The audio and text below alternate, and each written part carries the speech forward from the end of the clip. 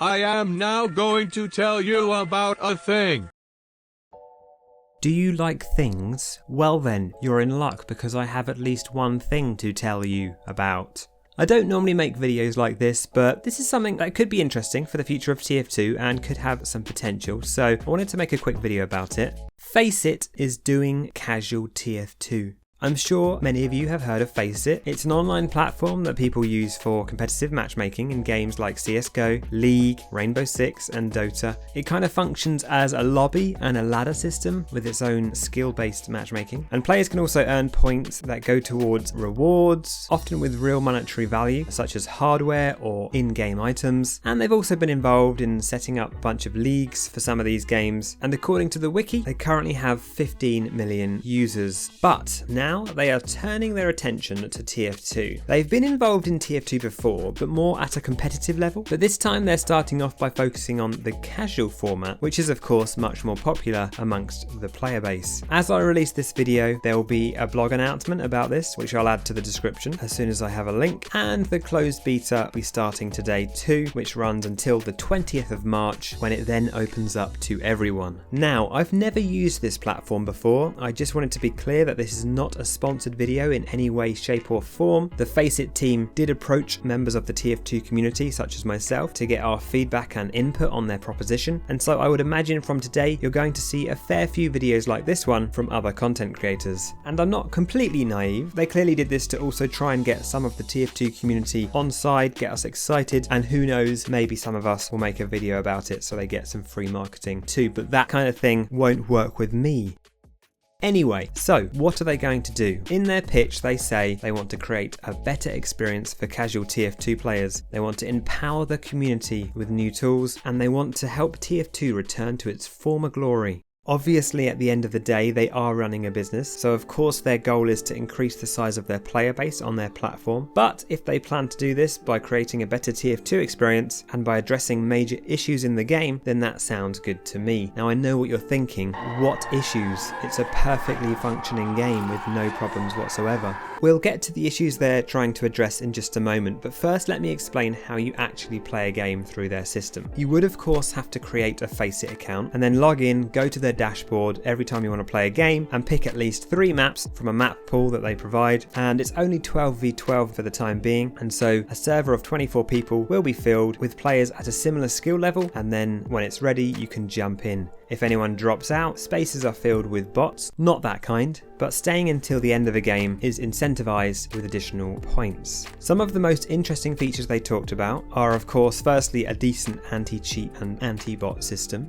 points you can earn to spend on rewards, and I can see people really grinding for these points because some of these items you can get are actually not too bad at all. Random crits are turned off, many of you will be pleased to know. There are time limits on CTF, although this had me wondering, do people actually just play CTF because it's an endless world of chaotic fragging? I think people actually like just playing on 2-4 for 2 hours, so maybe this won't appeal to everyone. We also have a fun ranking system, there are missions such as get 100 kills for extra points, and finally there are clans. Interestingly, clans can be based around popular YouTubers, and this system sounds like it has a lot of potential both for making matches more interesting and also spicing things up in the community a little bit. Now I probably won't actually be creating a clan just because it would be like probably too good and unbalanced and a little bit unfair to the, I want to give the other clans a chance. So no, but to be honest, I don't really play the game like a normal human being anymore, as I don't have a lot of time for it. I normally just end up looking for specific footage for my next video. But I can see people like Solarlight and our favourite uncle making good use of this feature, and I have to say I'd quite like to see how a game of 12 NGs versus 12 Demonites would play out. Actually, the Demonites would be destroyed. Sentry guns. Never mind.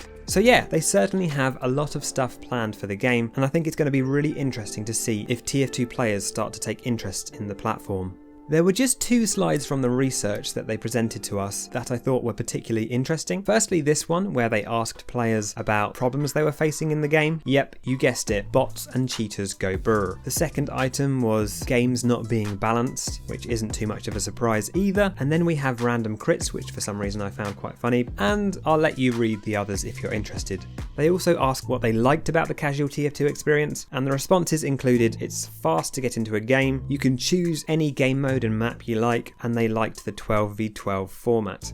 To finish up, I had 5 main concerns I wanted to run through. Most of these are pretty minor, but they're just things that I'm conscious about. Number 1, splitting up the player base. There are already loads of community projects out there. You have a bunch of people playing on Uncle Dane's servers, you have some people playing on creators.tf, some just playing casual, some on other community servers. Now, to be fair, the TF2 player base is miraculously growing, so if this continues, this will never be a real problem, but this is always something that kind of concerns me a little bit, and I can imagine that having to create an account on a third-party platform is going to immediately put some people off, so I think we're definitely going to see some people sticking around and just playing in the traditional way. Number 2, a small map pool. Currently, there is only going to be 7 maps in rotation to begin with, and because they chose the most popular maps, which is understandable, this includes some extremely divisive maps like Poo Fort and Turdbine, that's right, and stupid crappy gay bowl. I couldn't think of one for that one. This list starts to feel even more limited, but the maps will be rotated and hopefully they will eventually add more, so maybe I don't have to be too worried about this one.